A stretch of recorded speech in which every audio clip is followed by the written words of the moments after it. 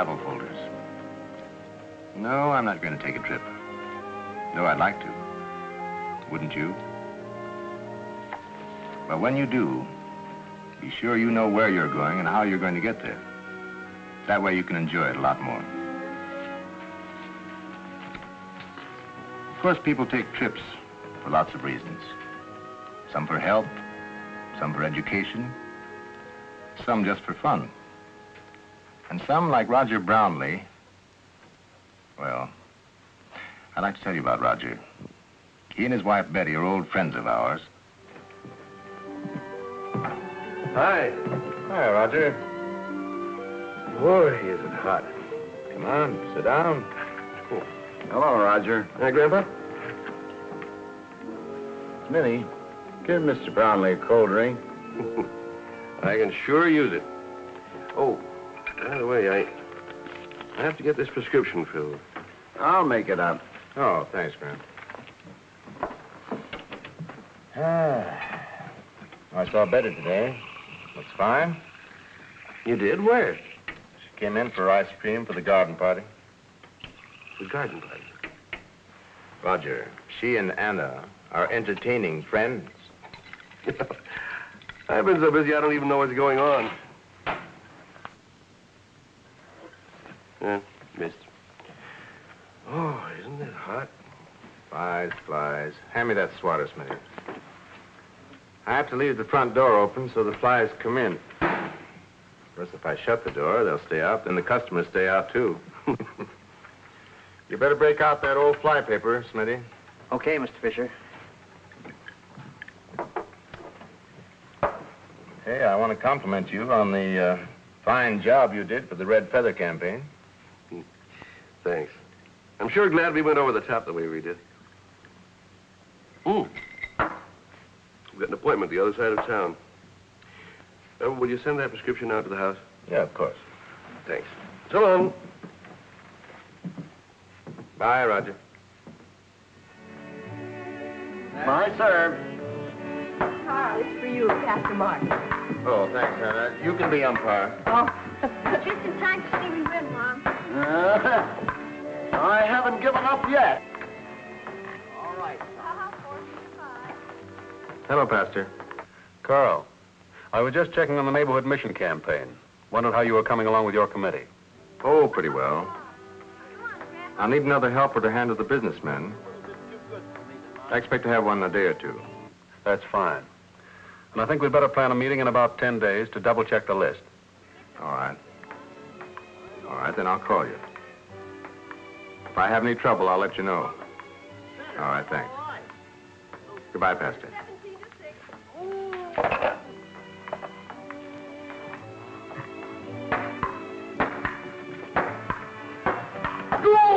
Oh, that's 21 to 10. I beat your team, Grandpa. How about another game? Oh, no. I know when I've had enough.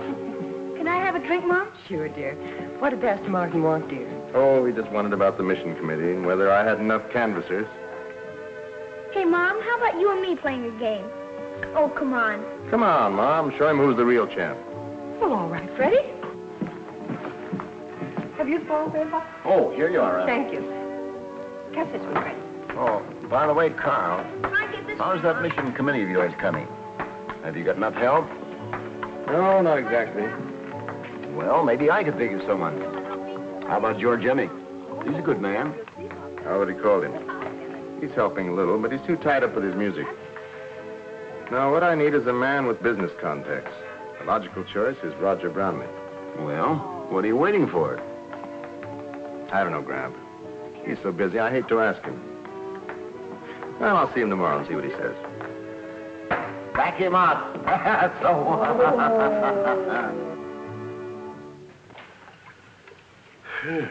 Another scorcher. Certainly is. By the way, Roger, I'm chairman of the Neighborhood Mission Committee again this year. Would you like to help out a little? How? Oh, all you have to do is call on a couple of businessmen. I'm sure you know them. Carl, I don't know what to say. I don't want to say no. But on the other hand, I don't know whether I'd be any good at that sort of thing. Why not? You feel all right, don't you? Yeah. Yeah, I'm okay.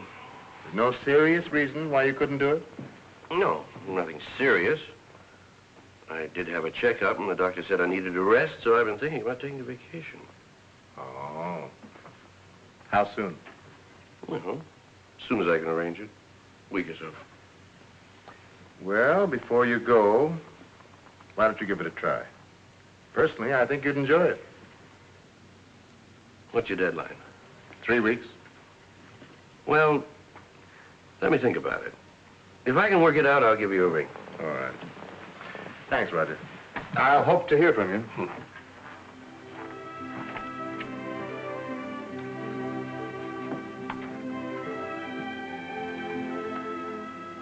What are you doing, dear?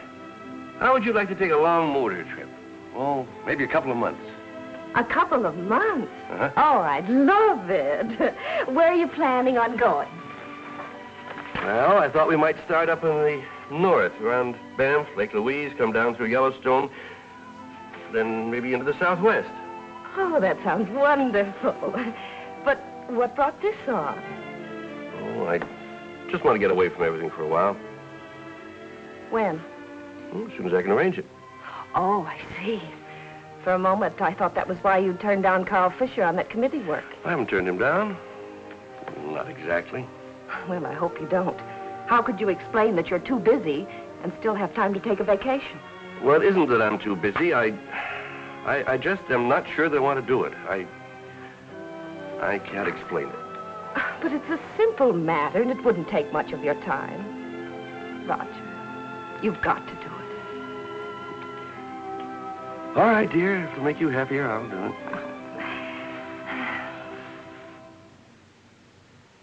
Well, Carl, it's Roger. Fine, thanks. About that committee, I think I can make it if you still want me. Yes, Roger, I certainly do. Well, shall I give you the names over the phone? All right, hold on. Now, there's Bruce Cameron, insurance man. That's right.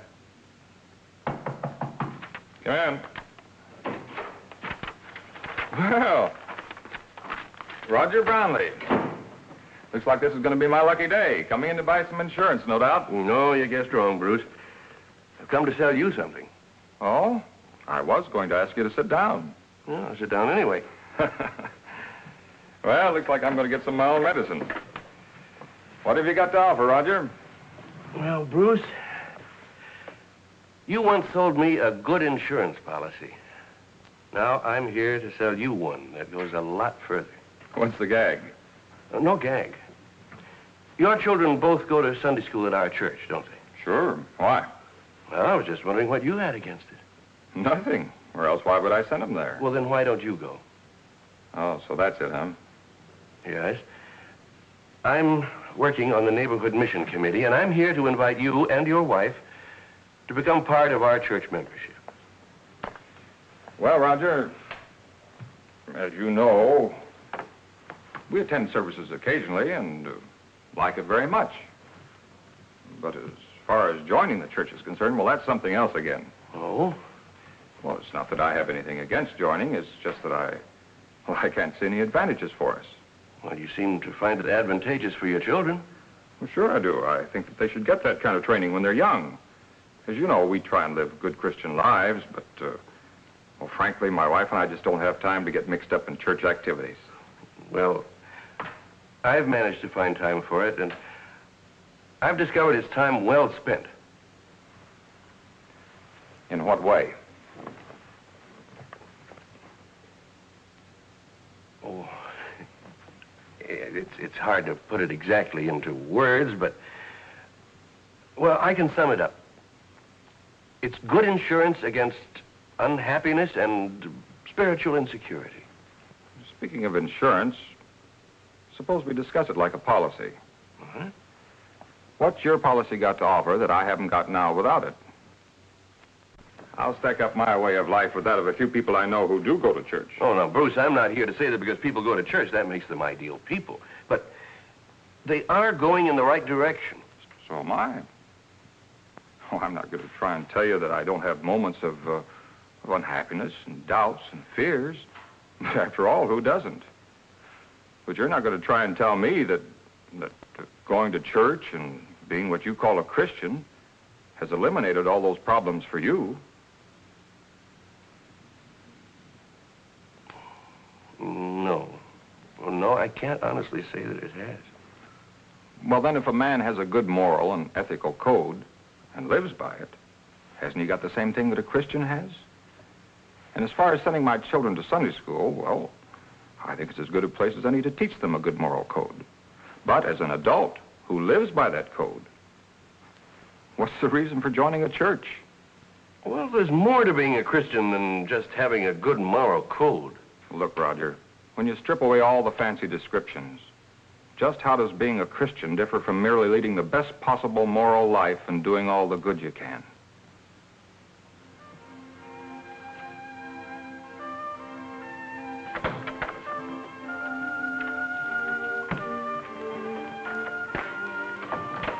Now, these top letters should go out right away. Mm-hmm. And here are those other travel folders you wanted me to get. Oh, yeah, thanks.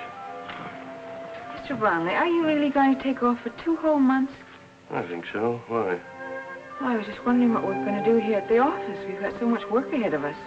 Well, we'll work something out. All I know is I need a rest. Oh, just a minute.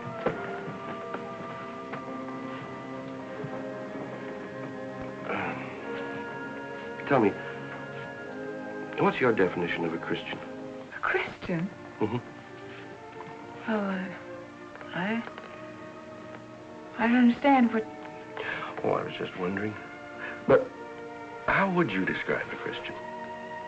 Well, I'd say that a Christian was one who believed in Christ's principles of living and tried to live up to them. That's all?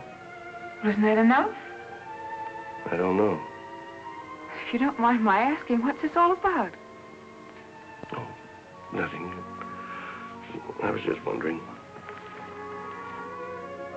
Will there be anything else? No, that's all. Thanks.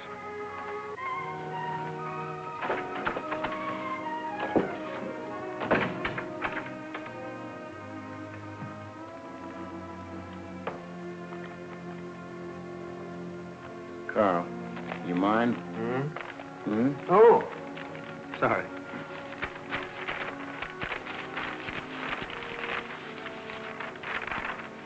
No? Anna saw some article about our club. She wanted to save it. How'd your mission committee come out? Oh, pretty well. I wish I'd hear from Roger. I've got to make my report tomorrow night. Is Roger the only one who hasn't checked in? Mm-hmm.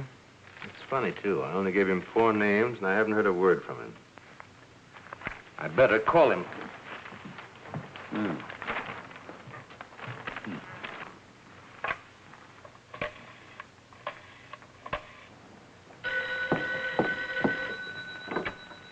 Hello? Oh, hello, Carl. How are you? No, Roger isn't home yet. I'm expecting him any minute. Is there a message I could give him?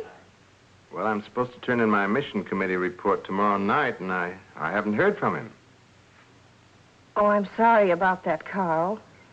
I've mentioned it to Roger several times, but for some strange reason, he seems touchy about it. I don't understand him. Do you know whether or not he saw the man? Well, only Bruce Cameron, as far as I know. Well, all right. I have to go out tonight, so tell him that I'll call him at the office tomorrow. Oh, okay, Betty. Thanks. Goodbye.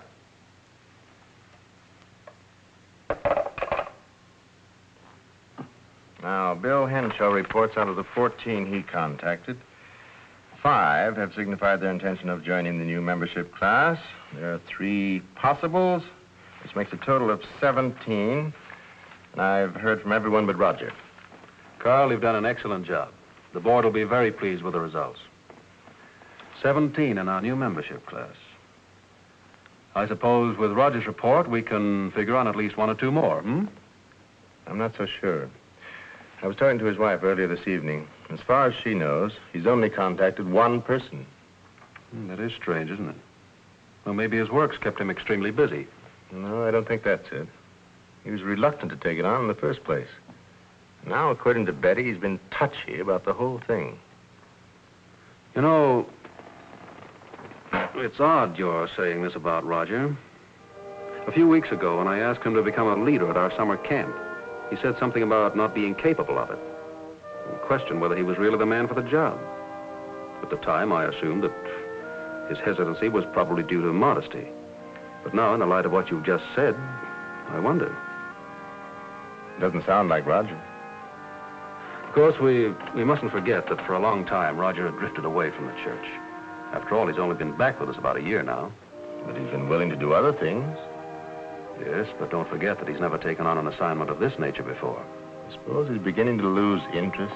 Well, let's not jump to conclusions. Oh, you're right, Pastor. He's never let us down before. What about the people on his other list? Hi, honey. Hello, dear. How did the meeting go? Fine. A few more like that, we'll be free to make our trip. Speaking of the trip, I brought you a present. Oh. Just in case we go to Mexico. Spanish made easy. Roger, I know you have your heart set on this trip, and I want to go too, but how can you leave your business that long? Oh, you let me worry about that. I still think it would be more sensible for us to take our vacation at Star Lake. You always loved it there. No, I want to change the scenery. I want to get away from everything. But you said you're planning on 2 months. Yeah. Well, what about the church's summer camp? You offered to be leader this year. Well, that's one of the things I want to get away from. Roger, you don't mean that. I've had too much on my mind lately. Oh, I forgot. Carl Fisher phoned about an hour ago. He said he has to turn in his reports on the committee tomorrow. Yes, well, there's no use in my calling him. I have nothing to report. Haven't you seen those men yet? Well, just the one. I don't understand you, Roger. I've been too busy. I tried to tell Carl. But you don't make sense. Surely it isn't that difficult. Well, it is to me.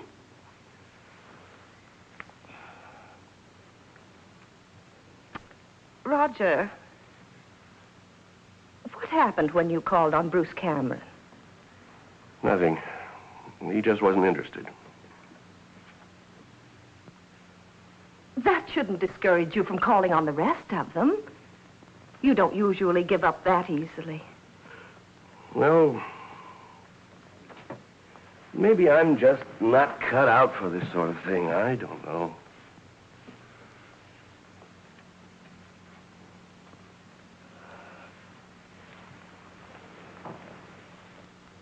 It shouldn't be hard to sell something you believe in, should it?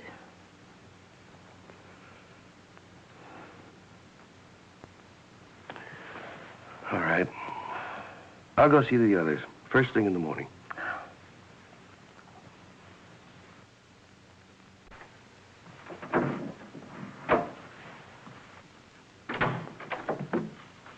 Good morning, Mr. Brownlee.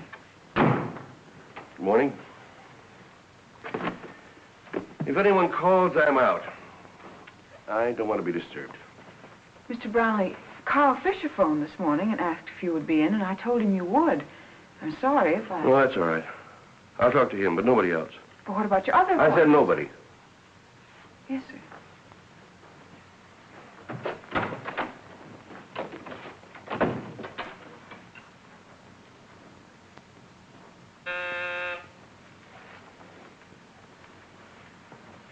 Yes? Carl Fisher to see you. Ask him to come in, please. Good morning, Roger. I hope I didn't disrupt anything by barging in like this. Not at all. Sit down. I wanted to talk to you anyway. I'm terribly sorry to let you down, Carl. But I just couldn't go through with it. That's all right, Roger. I know you've been busy. No, it isn't that. I wasn't able to. But What do you mean? Oh, just what I say. I talked to Bruce Cameron, and then last night I told Betty I'd see the others this morning. I can't bring myself to do it. Why? That's what I've been asking myself. It couldn't be that you wouldn't want to ask a man to be a Christian. Oh, no, it's not that. Carl, as you know, since I've come back to the church, I've tried to conduct myself as I thought a Christian should. Of course, Roger, I know, and you've been a fine example. In returning to the church, one of my hopes was that I'd find a happiness that I'd lost, a peace of mind that I never had. I thought those were things that came to every Christian. They do. Well, they haven't to me. That's the main reason that I've busied myself so in church activities. I thought that somehow I'd find what I was searching for, but I haven't. I guess that's why I hesitated when you asked me to talk to those men. I didn't quite see how I could sell anybody something that I hadn't really found for myself. When I talked to Bruce Cameron, that's exactly what happened. Well, before we were through, he was making better sense than I was. He asked me questions I couldn't answer. And I was afraid to go on to the other men for fear they'd ask me the same things. What kind of questions did he ask you? He asked me if my being a Christian had eliminated all of my unhappiness, doubts, and fears. And I had to honestly admit that it hadn't. And then he asked me, when you take away all of the fancy descriptions, just how does being a Christian basically differ from believing in any other good, acceptable moral code? In other words, what is a Christian? And what did you answer? I practically had to agree with his own definition that a Christian is a man who believes in the teachings of Christ and tries to govern his life accordingly. That's right. As far as it goes. Well, I couldn't go any further. That's what's troubling me. Where do you go from there? Roger, the reason you couldn't answer Cameron is because you yourself lack a full understanding of true Christian faith. You said that since you've been back in the church, you've tried to conduct yourself as you thought a Christian should. But being a Christian is much more than being good. Well, then tell me, what is a Christian? A Christian is a man to whom two things have happened. He's been thrown down and he's been picked up. Thrown down? Yes, Roger. He's been thoroughly crushed by a sense of his own sinfulness. He's been convinced, not only by his conscience, but by the clear words of the Bible, that in the sight of God, he's a miserable sinner, unable by his own efforts ever to be acceptable to God.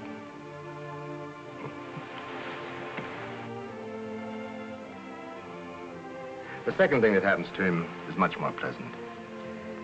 He becomes convinced, without the slightest shadow of a doubt, that all of his sins have been forgiven because of the sacrifice of Jesus Christ on the cross.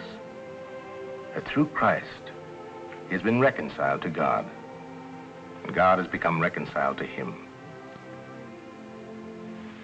Only if a man believes these things and lives them is he a Christian. And when he really believes them, he has an inner peace and joy and hope. Something that all the goodness in the world can never buy. You know, Carl, I've heard these things 100 times. Somehow, they never struck me as they did just now. What? I've been missing out on the blessings of being a Christian because I just didn't know what it meant to be one. Wish Bruce Cameron could have heard that.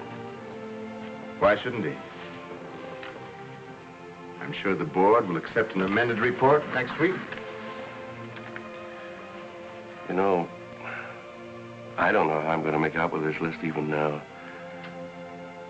But if nothing else comes of it, one of your old members has a new understanding of what it's all about. You know the Brownleys never did take that trip? They didn't have to. What Roger was seeking was right here in Middleburg all the time.